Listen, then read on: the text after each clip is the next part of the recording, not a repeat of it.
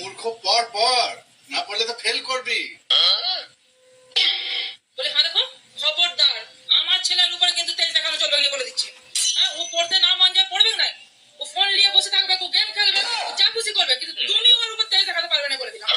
আরে তুমি পাগল টাগল হয়ে গেল নাকি? পাগল কেন হতে যাবো? তুমি একটা জিনিস ঠান্ডা মাথায় চিন্তা করে দেখো, এই আমার বেটারা মনে করো ভালো করে পড়াশোনা করলো, ভালো রেজাল্ট করলো, ভালো চাকরি পেলো, ভালো টাকা ইনকাম করলো, ঠিক আছে, বড় লোক